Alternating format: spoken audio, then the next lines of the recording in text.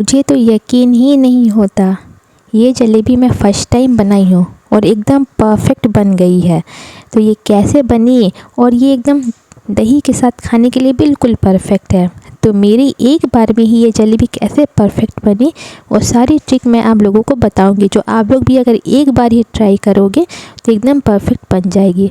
तो मैं यहाँ सबसे पहले चाशनी तैयार कर ले रही हूँ। तो ये चाशनी बनाने के लिए मैं यहाँ पे 1 कटोरी चीनी ली हूँ। उसके बाद ठीक कटोरी के मेज़रमेंट पे ही मैं उतने ही पानी ऐड कर दूंगी। इसमें ज़्यादा पानी आपको ऐड नहीं करना है। ज़्यादा पानी ऐड करने से क्या होगा कि आपका चाशनी बनने में बहुत टाइम लग जाता है और सही से बन भी नहीं पाता है। तो उसके बाद मैं इस चाशनी में थोड़ी सी केसर डाल दे रही हूँ। तो ये केसर ऑप्शनल है, आपके पास है तो डालिए, नहीं है तो आप इसे स्किप कर सकते हो।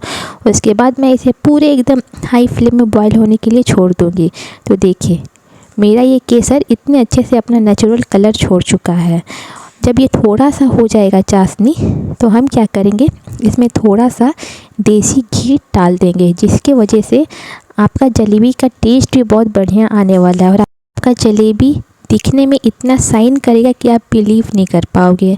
तो देखिए मैंने यहाँ पे देसी घी डाल के उसे अच्छे से मेल्ट कर लियो, क्योंकि ये चाशनी थोड़ी गर्म ही थी। और इसके बाद मैं यहाँ पे थोड़ा सा फूड कलर ऐड कर रही हूँ।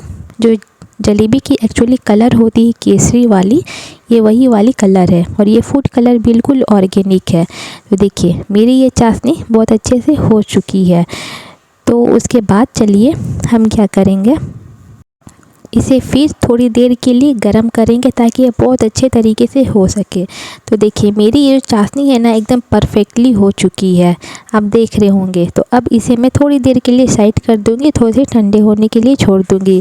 और ये जो झाँझ आपको दिख रही है वो आपकी घी के वजह से आई है, तो इसमें कोई प्रॉब्लम नहीं है।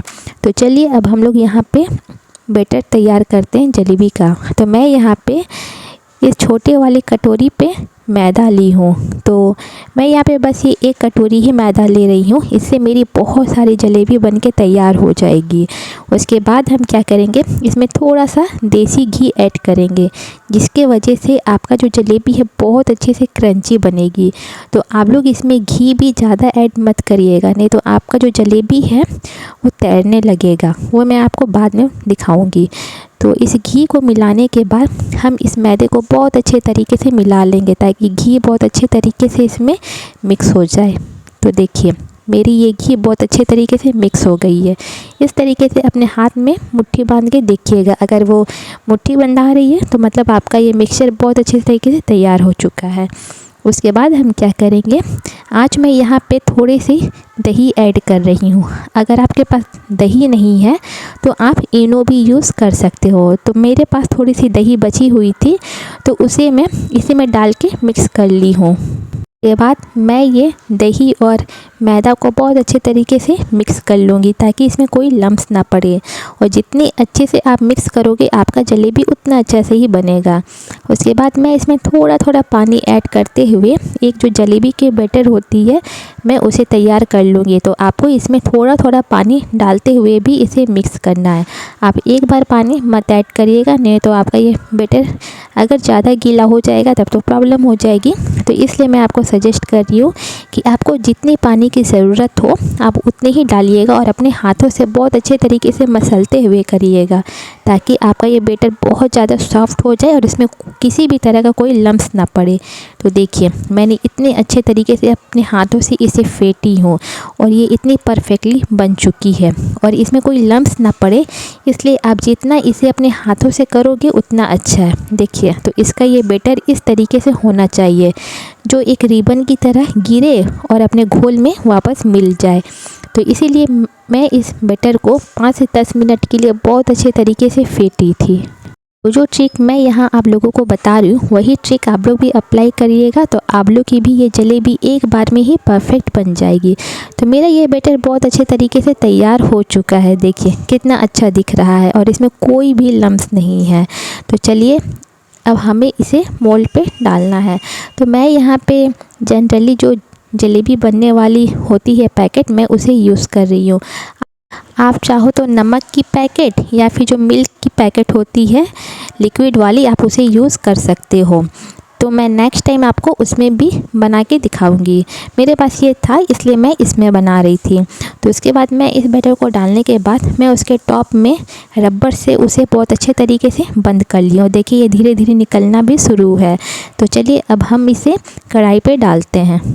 तो देखिए आपको क्या करना है, कढ़ाई को सबसे पहले हाई फ्लेम में गरम कर लेना है और गरम कर लेने के बाद आपको फ्लेम को बंद कर लेना है। और फ्लेम बंद करने के बाद आपका तेल जब ठंडा हो जाए उसके बाद ही आपको जलेबी को डालना है। मीन्स जलेबी मतलब बोले तो इस जलेबी की बैटर को, वरना आपका जो ये बैटर है तैरने लगेगा। मुझे भी लगा कि मेरा ये बैटर थोड़ा थोड़ा तैर रहा है। तो अगर तेल आपका ज़्यादा गर्म रहेगा तो इसीलिए आपका जलेबी का बैटर तैरने लगेगा। तो इस बात का भी खास ध्यान रखिएगा। ऐसे जलेबी की शेप तो सही नहीं आई है, बट मैंने फ़र्स्ट टाइम ट्राई की थी, बट मेरी एकदम परफेक्ट बनी थी। तो फर्स्ट टाइम ऐसा होता है। तो देखिए ये धीरे धीरे कैसे कितने अच्छे तरीके से हो रही है। तो बस आपको भी यही ट्रिक को फॉलो करना है। तो मेरे यहाँ पे और एक जलेबी के लिए जगह बची हुई थी, तो इसलिए मैंने एक और डाल दी। तो इस बात का खास ध्यान रखिएगा, आप जब भी जलेबी को तेल में डालोगे तो आपका तेल एकदम ठंडा नहीं, एकदम लो मीडियम वाला ठंडा होना चाहिए, तभी आप जलेबी को डालिएगा। तो आपका जलेबी एकदम परफेक्ट बनेगा, नहीं तो आपका जलेबी तैरने लगेगा। उसके बाद मैं इसमें कोई कलर नहीं डाली हूँ, इसलिए मैं इसे हल्की ही फ्राई में उठा लूँगी। अगर ज़्यादा फ्राई करेंगे तो फिर ये टूटने का डर हो सकता है। तो ये बस एकदम लाइट गोल्डन कलर हुआ है और मैं इसे उठा के मैं इसे डायरेक्टली गरम चाशनी में ही डाल दूँगी। बाद इस चाशनी पे मैं 2 से 3 मिनट के लिए रखूँगी, उसके बाद उठा लूँगी ताकि मेरा ये जलेबी पूरे अच्छे तरीके से चाशनी में सोख हो जाए। तो देखिए मैं यहाँ पे 2 से 3 मिनट के लिए ही अलट पलट करके इसे रखूँगी और बहुत सावधानी से इसे करना होता है, नहीं तो आपका ये जलेबी टूट भी सकता है। तो आप लोग ये बहुत अच्छे तरीके से करिएगा। मुझे भी थोड़ा सा इसे अलट पलट करने में प्रॉब्लम हो रही थी, क्योंकि ये चाशनी को एक स्पेस वाली जगह पे मुझे रखना चाहिए था, जो मैंने ये गलती की थी। तो आप लोग ये गलती मत करिएगा।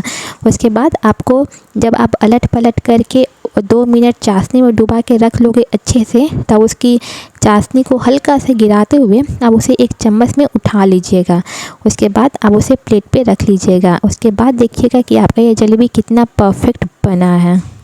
ये जलेबी आपकी इंस्टेंट बनने वाली जलेबी है। इसमें आपको ज़्यादा छोड़ना है ना आपको रखना है। अब इस तरीके से एकदम इंस्टेंट जलेबी बना सकते हो और इसे आप रबड़ी या फिर दही उन सारी चीज़ों के साथ खा सकते हो। तो मैंने वही धीरे धीरे करते हुए मैंने यहाँ पे बहुत सारी जलेबी बना ली थी, वो भी बस छोटे वाले कटोरी की मेज़रमेंट से। तो आप लोग भी इस चीज़ का खास ध्यान रखिएगा। और देखिए मेरा यहाँ पे तेल जब ठंडा हो गया है उसके बाद मैं यहाँ पे डाल रही हूँ। तो देखिए मेरा ये जलेबी कितने अच्छे तरीके से अपने शेप में बैठा हुआ है। तो मैं आप लोगों को यही चीज़ समझा रही थी कि अगर आप लोग भी अगर तेल को नॉर्मल में रखोगे तो आपका ये जलेबी बहुत अच्छे तरीके से सेट होगा, नहीं तो आपका जलेबी तैरने लगेगा। तो इस बात का खास ध्यान रखिएगा और देखिएगा आप लोग का भी जलेबी एक बार में ही परफेक्ट बन जाएगा। तो देखिए उस छोटे से कटोरी के मैदे से मैंने इतनी सारी जलेबी बनके तैयार कर ली हूँ, वो भी कितने अच्छे तरीके से बनी है। तो मैं यहाँ पे एक जलेबी नॉर्मल रखी हूँ जो आप लोगों को दिखा रही हूँ कि ये कितनी क्रंच बनी है। देखिए कितनी ईज़िली टूट जा रही है। आपकी जलेबी जितनी क्रंच रहती है उतने खाने में अच्छी लगती है। तो बस जो ट्रिक मैं आप लोगों को दिखाई हूँ और बताई हूँ वही ट्रिक आप लोग भी अप्लाई करिए, तो एक बार में आप लोगों की भी जलेबी एकदम परफेक्ट बन जाएगी। तो मेरी यहाँ पे साइज़ कुछ छोटी और कुछ बड़ी है। छोटी वाली बच्चों को बहुत अच्छी लगेगी, इसलिए मैंने छोटी बनाई थी। और देखिए ये चाशनी पे मैं डाली थी, उसके बाद भी ये कितनी क्रंच है। तो बस इसी तरीके से आप लोग भी बनाइए और अपने घर पे इंस्टेंट जलेबी बना के तैयार कर सकते हो। कि आप लोगों को जब भी बनाने का या खाने का मन करे तो आप लोग घर में ईज़िली तैयार कर सकते हो। तो मुझे भी ये इंस्टेंट ही बनाने का मन था और बच्चों को बहुत मन हो रहा था, तो मैंने बना ली। तो आप लोग भी ज़रूर ट्राई कर